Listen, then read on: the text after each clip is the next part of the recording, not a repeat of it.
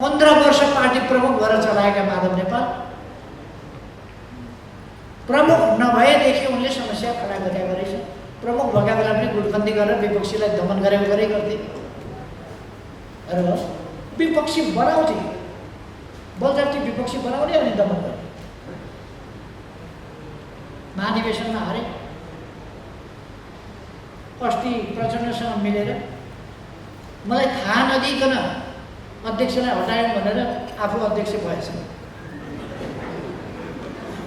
थाहै छैन अध्यक्ष भएँ भनेर पकडी सगडी लगाएर ठुलो पकडी लगाएर बसिरहेको अध्यक्ष। अहिले अप्ठ्यारै नमानिकन मसँग अध्यक्ष मलाई दिने हो त मसँग नै अध्यक्ष हारेको मान्छे अध्यक्ष नभई भएन। अहिले गयो यस्ता मान्छेहरू जो पदका लागि मरिमेट्छन्, पद बाहेक केही बुझ्दैनन्, यस्ता मान्छेहरूबाट पार्टीले उन्मुक्ति पाउनु जरुरी थियो। केपी ओलीले बोल्न जान्दैन, उखान टुक्का हाल्छ। उखान टुक्का साहित्य बुझ्दैनन्, बिम्ब बुझ्दैनन्, उपमा बुझ्दैनन्, दृष्टान्त बुझ्दैनन्, उखान टुक्का आलोचना गर्ने कुनै ठाउँ नभएपछि यस्तै कुराहरूका बारेमा उनीहरूसँग कुनै वस्तुगत आलोचना हामीलाई गर्ने ठाउँ छैन। तर पनि जसो तसो आलोचना गर्नु परेको छ। म यो गर्छु, हामी यसो गर्छौँ भन्ने उनीहरूसँग कुनै ठाउँ छैन, कुनै भिजन छैन। के गर्छन्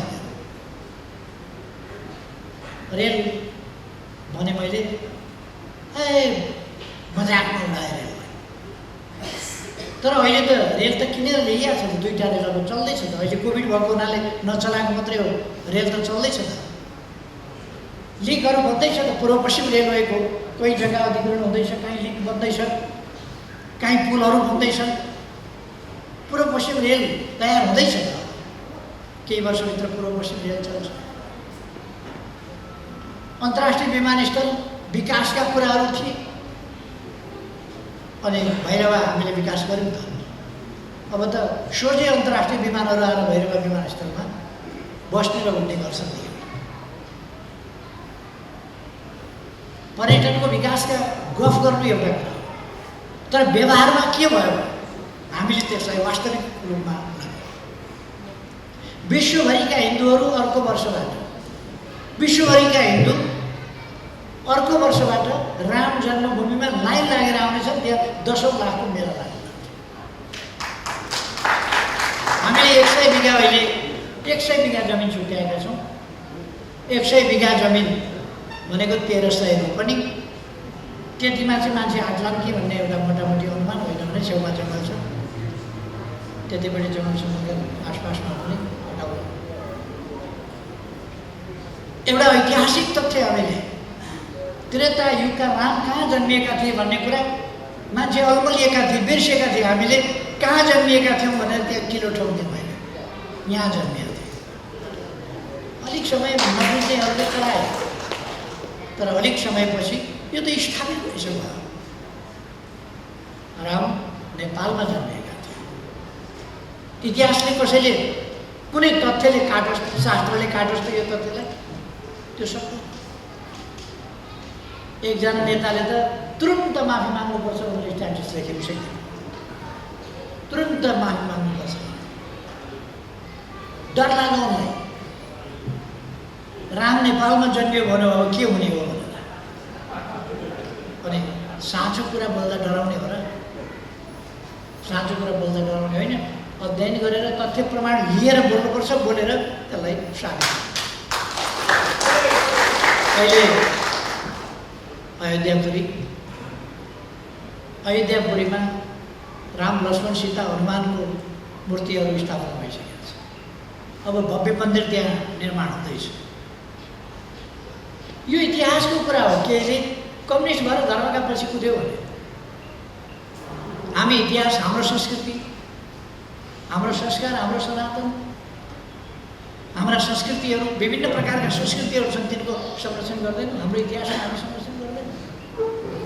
हाम्रा तथ्यहरू हामी अगाडि सार्दैन, स्वाभाविक हो। मैले अहिले भन्ने गरेको छु, हाम्रा ऋषिमुनिहरू शिव यहीका थिए। सबभन्दा सभ्यताको सुरुवात सभ्य सभ्यताबाट भएको थियो, यही ठाउँबाट भएको थियो।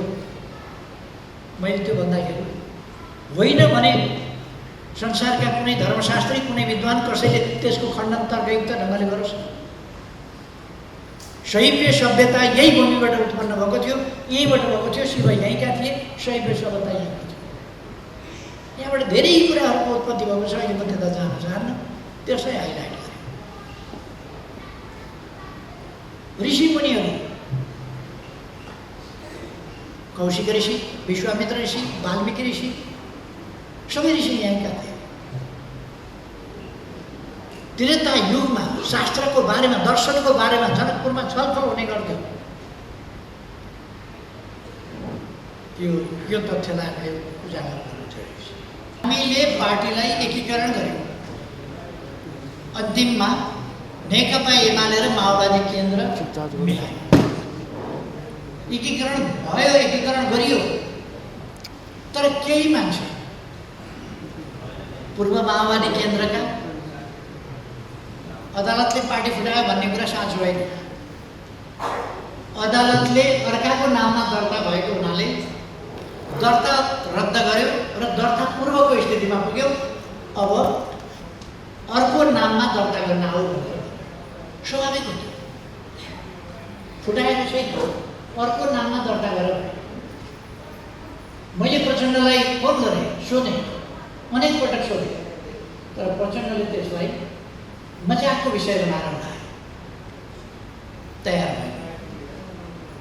र पूर्व एमालेका माधव नेपाल लगायतका केही मान्छेहरूले पार्टी छोडे। प्रचण्ड लगायतका पूर्व माओवादी केन्द्रका केही मान्छेहरूले पार्टी छोडे। यो पार्टी छोडेको हो उनीहरूले, तर दर्ता पूर्वकै स्थितिमा भएको हुनाले प्रचण्डले माओवादी केन्द्र भनेर उनले लिन पाए। एउटा संयोग उनले त्यो पार्टीको नाम राख्न पाए, लिन पाए, दर्ता पूर्वको स्थितिमा भएको। तर हामी के स्पष्ट हुनुपर्छ भने यो एकीकरण गलत पनि थिएन, एकीकरण अनुचित होइन, एकीकरण असफल पनि भएको हो। केही मान्छेहरूले पार्टी छोड्यो, प्रचण्ड एन्ड कम्पनीले पार्टी छोड्यो। मैले अघि नै भने एउटा संयोग दर्ता पूर्वको स्थितिमा भएको हुनाले उनले आफ्नो पार्टी लिएर जान पाए। हामी एकीकृत पार्टी पूर्व नाममै फर्क्यौँ, पूर्व नाममा फर्क्यौँ र यो पूर्व नाममा थुप्रै साथीहरू, पार्टीका साथीहरू पूर्व एमाले पनि यसमा हुनुहुन्छ, पूर्व माओवादी पनि यसमा हुनुहुन्छ। एकीकृत भावनाका साथ साथीहरू अगाडि बढिनुहुन्छ। एकीकृत भावना छ, यसमा अलमल हुनुपर्ने कुरा केही पनि छैन। अहिले कतिपयले एकताको कुरो भनिरहेका छन्। बाटो बिराएका असल मान्छेहरू, बाटो बिराएका, भ्रममा परेका, गलत सङ्गतले गर्दा गल्ती त सानोतिनो होइन। पार्टीको सरकार ढल्यो, पार्टी विभाजन भयो, पार्टीको सरकार ढल्यो, जनताको सरकार ढल्यो, दक्षिणपन्थी सरकार बन्यो। अब अग्रगमनका सपनाहरू, सामाजिक न्याय र समानताका सपनाहरू, सुशासन र विकासका सपनाहरू यिनीहरूमा कुठा लाग्यो। यिनीहरूमा गम्भीर रूपमा धक्का लाग्यो, ब्रेक लाग्यो। यी सबै कुराका बावजुद बाटो बिराएका साथीहरू मुख्य अपराधी भए। अब माधव नेपाल जस्ता आन्दोलन विरोधी देशद्रोहीहरूलाई कुनै ठाउँ छैन यस पार्टीमा।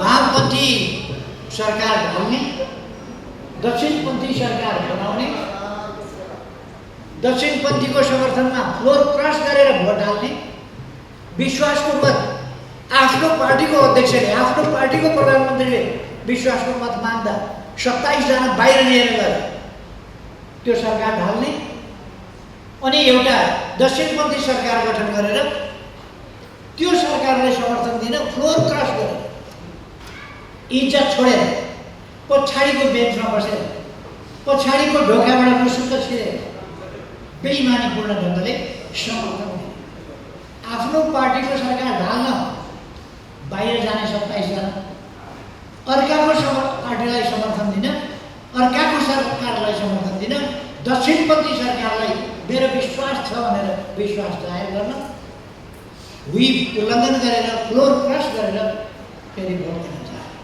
योभन्दा निर्लज्ज काम, योभन्दा प्रतिक्रियावादीहरूको दलालीको काम के हुन सक्छ? यस्ता प्रक्रियावादीहरूका मध्य यस्ताका लागि ठाउँ छैन। अरू साथीहरू गल्ती महसुस गरेर फर्किनुहुन्छ भने हामी मौका दिन्छौँ।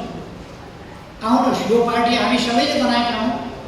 मैले रिपिटेडली भनेको छु, पटक पटक हामी सबैले बनाएका हौँ। गल्ती भइहाल्यो भने पनि त्यसलाई सच्याएर काम गरौँ। विकासको सन्दर्भमा नेपाल एउटा उदाउँदो तारा हो भनेर किन भने यो तीव्र गतिमा विकास 3 वर्षमा हामीले जुन विकास गर्यौँ त्यो देखेर विश्व ब्याङ्कले राइजिङ स्टार युनेस्कोले हामीले शिक्षा क्षेत्रमा गरेका, अरू क्षेत्रमा गरेका विकासहरूलाई लिएर प्रशंसा गरेका छौँ। अरू थुप्रै सूचकहरूमा हामी अगाडि आएका छौँ। हाम्रो देश अल्प विकसितबाट विकासशील देशमा स्तरोन्नतिका लागि सिफारिस भएको छ संयुक्त राष्ट्र। त्यसकारण हामी तीव्र ढङ्गले अगाडि बढिरहेका छौँ। यति हो, बढी भए 1.5 वर्ष, बढी भए 1.5 वर्षका लागि हाम्रो विकासको गतिलाई धक्का पुर्याएका छन्। हामीले तयारी गर्नुपर्दछ। अब यो 1.5 वर्ष धक्का खाएको कुरालाई अर्को 5 वर्षमा पुरा गर्ने गरी कुनै प्रतिक्रियावादीको मध्य निस्किएर बिगार्न नसक्ने गरी अहिलेदेखि तयारी गर्नुपर्दछ र हामीले देशको विकास गर्न।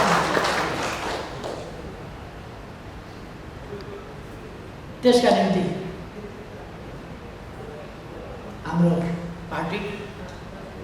हाम्रो पार्टीले गर्ने होइन। सरकार कसले बनाउँछ? हाम्रो पार्टीले। स्थानीय निकाय जित्छ कसले? हाम्रो पार्टीले जित्ने। त्यसकारण हाम्रो पार्टी विचारमा केन्द्रित हुनुपर्दछ, स्वार्थमा केन्द्रित होइन। लामो समयदेखि पार्टीलाई विचारमा केन्द्रित होइन, स्वार्थमा केन्द्रित। अहिले तपाईँहरू हेर्नु, हामीले टिकट दिएर हाम्रो चिन्हमा लडेर हाम्रा मतदाताहरू हामीलाई विश्वास गर्ने, सूर्य चिन्हलाई विश्वास गर्ने, नेकपा एमालेलाई विश्वास गर्ने जनताको मत लिएर त्यस्ता मान्छेहरू अहिले करोडमा सांसद पद बेचेर ल्याउँछ।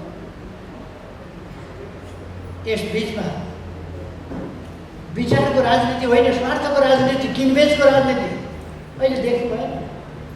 शेरबहादुरका पछि 22 जना माधव नेपाल गर्वले भन्छन्। मेरो साथमा कमसेकम 22 जना त उभिए, 22 जना बिग्रिएछ। 22 जना बिग्रिए। पदका पछि मन्त्री हुन पुगे आए। मन्त्री त बिस्तारै बिस्तारै हुन्छ नि मान्छे, होला नि। मन्त्री हुनेका लागि संयोगले म प्रधानमन्त्री, तर म राजनीतिमा लाग्दा, राजनीतिक यात्रामा अगाडि बढ्दा मैले कहिल्यै पनि कुन पोस्टमा पुग्छु भनेर सोचेको भए पुग्ने पनि थिएन। यदि म धेरै बुद्धिमान मान्छे भए जेल बस्न डराउँथेँ। यो जेल बस्दा बस्दै मरियो भने के गर्ने? योभन्दा राम्रो त कागज साफ गरेर बाहिर जानु ठिक छ भनेपछि म ती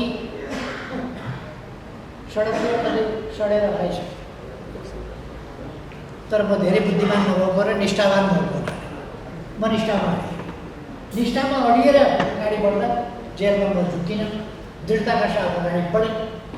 धेरै वर्ष जेल बस्दाखेरि पनि जेलबाट छुटिन्छ भन्ने लाग्नै छोड्यो। जेलबाट छुटिन्छै जस्तो लाग्दैन। मुद्दा छैन तैपनि थुन्याएको छ अनि कसरी छुट्ने, के हुँदाखेरि छुट्ने, त्यसो भएर छुट्टिन्छ कि छुट्दैन?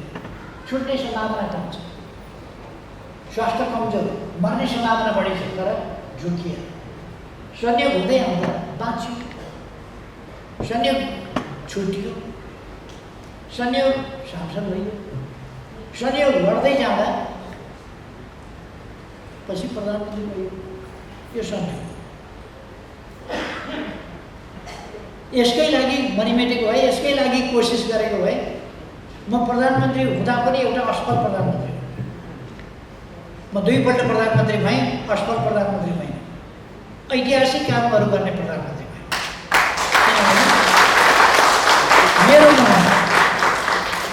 मेरो मनमा देश बाहेक, देशका जनता बाहेक, देशको सार्वभौम सत्ता स्वाधीनता बाहेक, देशको भौगोलिक अखण्डता बाहेक, जनतामा रहेको गरिबी र पछौटेपन हटाउने कुरा बाहेक, समाजमा रहेका असमानता र विभेदहरू हटाउने कुरा बाहेक मेरो मनमा स्वार्थ पलाएन। मेरो मनमा स्वार्थ पलाएन। त्यसै कारण स्वार्थ नपलाएपछि मैले बेठी गरेर पनि परेन। मैले देशका प्रति इमान्दार भएर सोच्ने र काम गर्ने, त्यो गरेपछि मसँग विकास कसरी हुन्छ भन्ने सोच पनि आउने भयो, आइडिया पनि आउने भयो। त्यसर्थ म कमरेडहरूलाई के भन्न चाहन्छु भने हामीले मलाई के हुन्छ, म के पाउँछु, म कहाँनिर छु, त्यो कुराभन्दा देशका समस्या समाधान गर्न पार्टीलाई हामी विजयी कसरी बनाउने अहिले हाम्रो मुख्य त्यो जहाँ गयो भत्कायो, जहाँ गयो भत्कायो दिन्छ। अब नेपाली कङ्ग्रेसलाई के भनेर पहिले त माधव र पञ्चरले दुईतिर पाखुरा समातेर लगेर कुर्सीमा राखिदिएछ। आफ्ना बुताले त बस्या होइन नि। माधवले एउटा पाखुरो, प्रचण्डले अर्को पाखुरो समातेर लगेर कुर्सीमा थमाइदिएछ। कति दिन चल्छ? नेपाली कङ्ग्रेसले के देखाएर जनताका बिचमा जान्छ? अर्काले सरकार ढालिदिए भने म प्रधानमन्त्री, मलाई बनाए भने म बने भन्न जाने? जनताका बिचमा के भन्न जान्छ? अरूको त नाम नलिनु, अरूको नाम लिइरहनै परेन, कसैको नाम लिनु परेन। हामीले काम गरेका छौँ, भोट दिनुपर्ने कारण त्यो खडा गरेका छौँ। त्यसकारण हाम्रो साथीहरू आत्मविश्वासका साथ अगाडि बढ्नुहोस्, पार्टीलाई एकताबद्ध बनाएर अगाडि बढ्नुहोस्, गतिशील ढङ्गले अगाडि बढ्नुहोस्, आत्मविश्वासका साथ अगाडि बढ्नुहोस् र एमाले हिँड्दाखेरि मात्रै पनि साइकल हिँडे जस्तो थाहा नपाइकन सुत्त जाने खालको होइन। कमसेकम एउटा अलिकति 12 मिटरको बस चले जस्तो यहाँ भएर चल्ने खालको आवाज हिँडो एमाले भन्ने भित्रै बसेर थाहा पाउनुपर्छ मान्छेले, बाहिरबाट एमाले हिँड्यो भने। एमाले हिँड्दाखेरि अलिकति भुइँमा कम्पन आउनुपर्छ, हावामा अलिकति कम्पन आउनुपर्छ, भाइब्रेसन दिनुपर्दछ एमाले।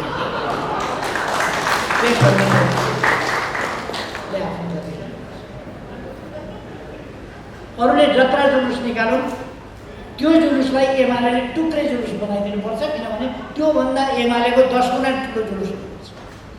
साथीहरू मैदानमा हामी मैदानमा जान्छौँ, चुनाव सार्न सक्छन् हाम्रा दलले। कहाँसम्म सार्ने? चुनाव हामी गराएर छोड्छौँ, चुनाव गराएर छोड्छौँ, चुनावको मैदानमा ल्याएर छोड्छौँ र मैदानमा ल्याएर चुनावमा पछारेर छोड्छौँ।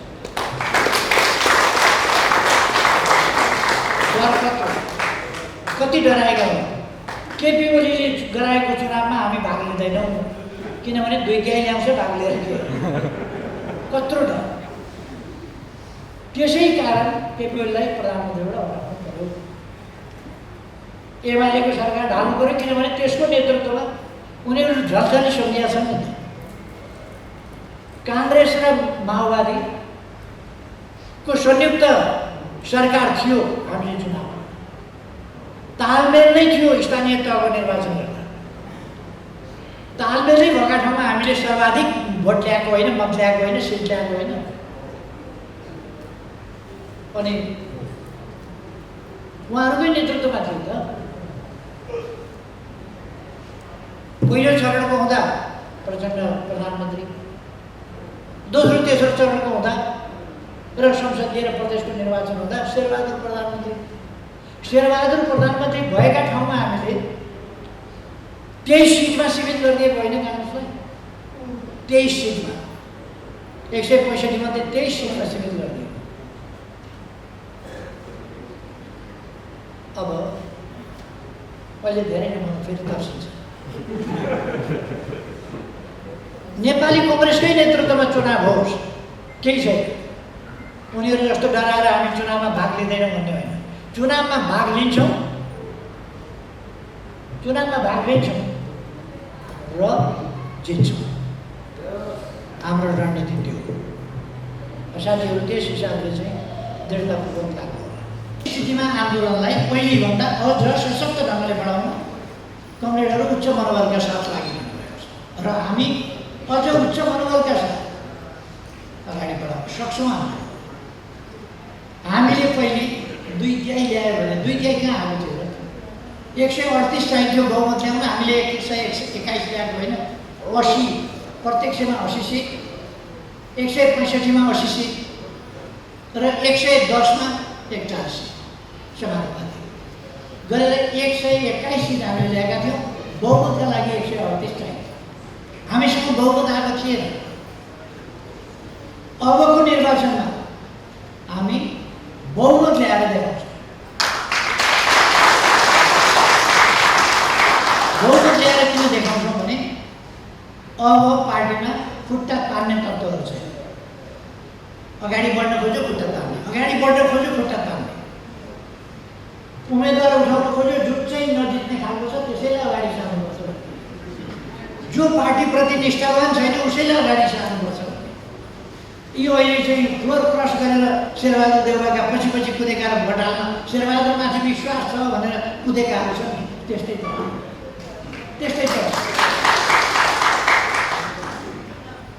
त्यस्तै सिफारिसबाट हामीले बाध्य गरेर उम्मेदवारी दिनु परेको, पार्टी लागेर जिताउनु परेको, उम्मेदवारी दिएपछि जिताउनु पऱ्यो। त्यस्तै त म खुसी व्यक्त गर्न चाहन्छु। यत्रो दुनियाँ देश दुनियाँ लाग्दाखेरि पनि हाम्रो संसदीय दल फेरि पनि महत्त्वपूर्ण छ। हामी देशको अहिले पनि सबभन्दा ठुलो पार्टी, संसदमा सबभन्दा ठुलो पार्टीमा, मतको हिसाबले सबभन्दा ठुलो पार्टीमा, भोटको सिटको हिसाबले सबभन्दा ठुलो पार्टीमा, प्रदेशमा सबभन्दा ठुलो पार्टीमा, स्थानीय तहहरूमा सबभन्दा ठुलो पार्टीमा, हरेक हिसाबले सबभन्दा ठुलो पार्टीमा। अब यस पार्टीले आगामी निर्वाचनमा आफ्नो सशक्त हैसियत विजयका साथ देखाउनु पर्नेछ। म कमरेडहरूलाई 4को शिक्षा जनता विरुद्धको एउटा कुप्रचारको अभियान त्यो सङ्गठित ढङ्गले सञ्चालन गरिएको थियो। सङ्गठित ढङ्गले राष्ट्रियताको विरुद्ध, वित्तीय अर्थमा भन्नुहुन्छ भने हाम्रो राष्ट्रियताको विरुद्ध, हाम्रो लोकतान्त्रिक आन्दोलनको विरुद्ध, हाम्रा सामाजिक न्याय र समानताका सङ्घर्षहरूको विरुद्ध, हाम्रा सम्पूर्ण प्रयासहरूका विरुद्ध र ती प्रयासहरूलाई सही विचारका साथ सङ्गठित गर्ने र अनुशासित एवं गतिशील ढङ्गले अगाडि बढाउने,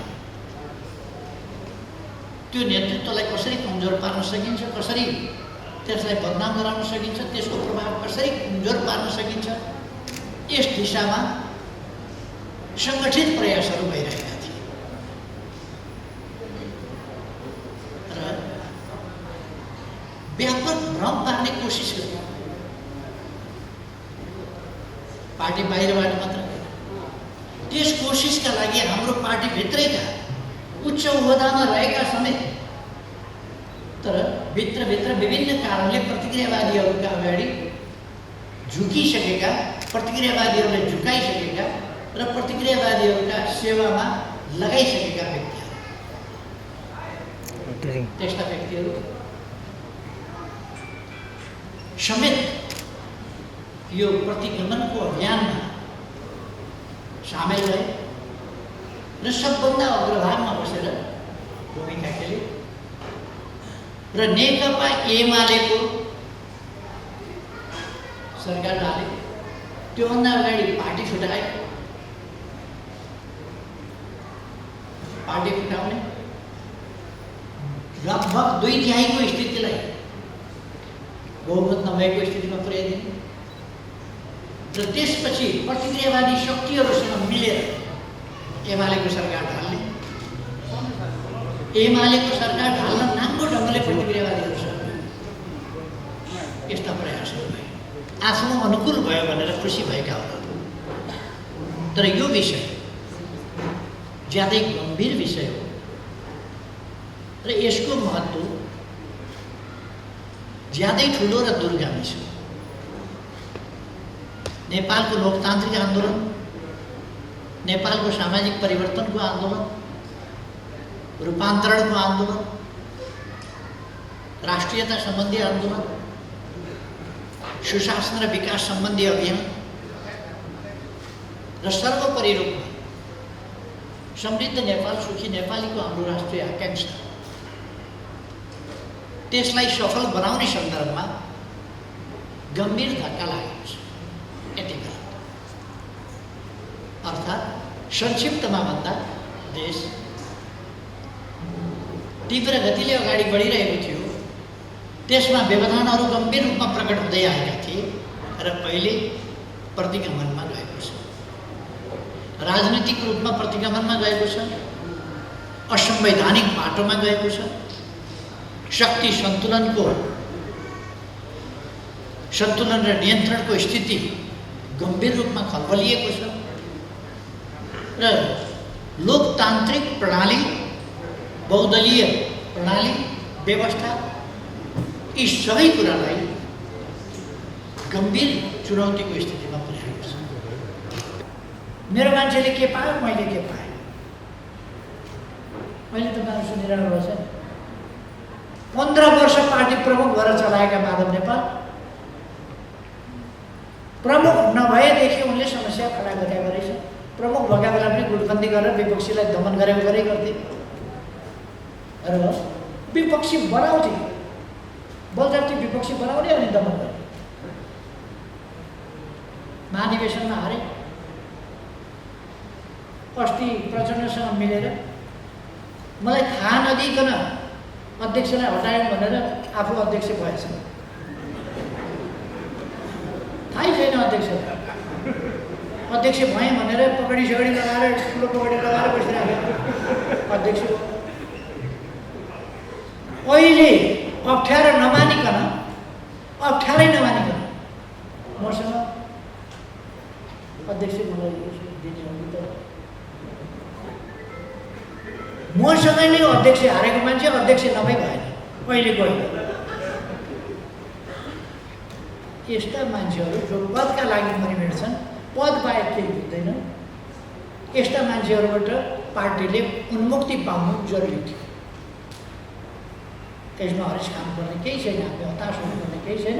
साथीहरू अगाडि बढौँ। त्यसरी होइन, यो देश बनाउनका लागि गठन गर्नु, यो भाउजू, बाबु, नानु, बुहारीको व्यवस्थापन गर्नका लागि होइन, यो ज्वाइँको खाइ जीविकाका लागि बन्दोबस्त गर्ने नयाँ पार्टी, यो देश बनाउन हिँडेको पार्टी। त्यसकारण यो मैले कसैका सम्बन्धमा केही गरिरहनु परेन। तर हाम्रो पार्टी अरूभन्दा पृथक छ। यसको उद्देश्य देश बनाउने हो, देशको गरिबी हटाउने हो, देशलाई पछौटेपनबाट मुक्त गर्ने हो, देशमा विकास ल्याउने हो, देशलाई आधुनिक नेपाल बनाउने हो, संसारको सबभन्दा सुन्दर, समृद्ध र सुखी देश बनाउने हो। सम्भव छ। इजरायल जस्तो बालुवाको देश त आज कृषिमा सबभन्दा अगाडि छ। हाम्रो जस्तो देश अगाडि हुन सक्दैन। अनि प्रविधि अरूले प्राप्त गर्ने, हामीले प्राप्त नगर्ने हुन्छ। हामी प्रविधिको विकास गर्छौँ, विकास नगरिसकेको प्रविधि आयात गर्छौँ। हामी बढाउनु पर्ने सही कुराहरू। नेपाल अलिकति सानो हो, तर चीन र भारतको बिचमा भएकोले सानो भएको हो। यो दुनियाँको 40औं देश हो। 194वटा देशमध्ये यो 40औं देश हो। यो सानो देश हो र यसको विश्वका लागि ठुलो योगदान छ। यस देशको 70% हिमाल छ। वातावरणको लागि 70% हिमाल छ डेडिकेटेड, प्रकृतिले छुट्याएको। 45% जमिन जङ्गलका लागि हामीले छुट्याएका छौँ। प्रकृतिका लागि, वनस्पतिका लागि, वन्यजन्तुका लागि, इकोसिस्टमका लागि, वातावरणका लागि हामीले छुट्याएका छौँ 45%। मान्छेले छुट्याएको 62% जम्मा जमिन वातावरण र इकोसिस्टमका लागि हामीले छुट्याएका छौँ। हाम्रो देशले छुट्याएको छ। र कहाँ विकास हो भनेर कसैले सोध्यो भने त्यहीबाट यता हेर्नुहोस् त्यहीँको विकास देखाइदिनुहोस्, यता हेर्नुहोस् त्यहीँको विकास देखाउनुहोस्, यता हेर्नुहोस् त्यहीँको विकास देखाउनुहोस्। त्यसरी विकास देखाउन सकिने गरी हामीले विकास गरेका छौँ। जतासुकै हेरे पनि विकास देखाउन सक्ने गरी देशभरि बाटा, घाटा, पुल, नदी नियन्त्रण अथवा आइटीको सेक्टर हामी भन्न सक्छौँ। तपाईँको मोबाइल निकालेर हेर्नुहोस्, त्यहाँ तपाईँले डिजिटल नेपालको रूपरेखा त्यहाँ देख्न सक्नुहुन्छ। तपाईँको जमिनको किताब पढ्नु तपाईँको मोबाइलमा हेर्नुहोस्। तपाईँको जमिनको माटोको गुणस्तर कस्तो छ त्यो तपाईँको मोबाइलमा हेर्नुहोस्। अरू तपाईँले के तिर्नुपर्छ, कहाँ के बुझाउनुपर्छ, के नवीकरण गर्नुपर्छ तपाईँको मोबाइलबाट गर्नुहोस्। त्यो आधुनिक जमानामा हामीले डिजिटल नेपालमा नेपाललाई उठाउँदै लागेका छौँ। यस्ता थुप्रै कुरा हामीले बनाउनुपर्छ र त्यो सुदृढ सरकार, भिजनरी सरकार हुनेछ, कर्मठ सरकार जसले देश बनाउने अभियानलाई दृढतापूर्वक सञ्चालन गर्छ। त्यस्तो सरकार भरसक हामीले कोसिस गर्नुपर्छ। असम्भव छैन, दुईटै ल्याउने कोसिस गर्नुपर्छ। अनि माधव नेपाललाई के देखेर जनताले भोट हाल्छ होला? के देखेर? अब पनि प्रचण्डलाई के देखेर भोट हाल्छ होला? समातेर ल्याएर यत्रो पार्टीको अध्यक्ष बनाएको थियो, बराबरको अध्यक्ष पुत्रको उफ्रिएर चाहिँ एउटा टुक्रा यहाँ ल्याएर यत्रो सहरमा होलिएको हुन्छ। कारवाही गर्न पाइँदैन, भुइँ पिलाउन पाइँदैन, फ्लोर क्रस गर्न मजाले पाइन्छ। कस्तो दलीय योजना! दलबाट चुनाव लडेर आउने अनि बिक्री भएर अर्कातिर जाने, यस्तो पनि व्याख्या हुन्छ त भयो। यही व्याख्या सधैँ चल्छ त। अब हामीलाई प्रत्यक्षमा कमसेकम हामीलाई 50 सिटभन्दा माथि चाहियो। हामीले आगामी निर्वाचनमा समानुपातिकतर्फ 50 लाखभन्दा बढी भोट ल्याउनुपर्छ। 50 लाखभन्दा बढी। थुप्रै साथीहरूलाई अचम्म लाग्ला, अचम्म मान्नुपर्ने कुरा छैन। जनता हाम्रो साथमा छ, हामीले काम गरेका छौँ, हामीले इमान्दारिताका साथ काम गरेका छौँ अनि भोट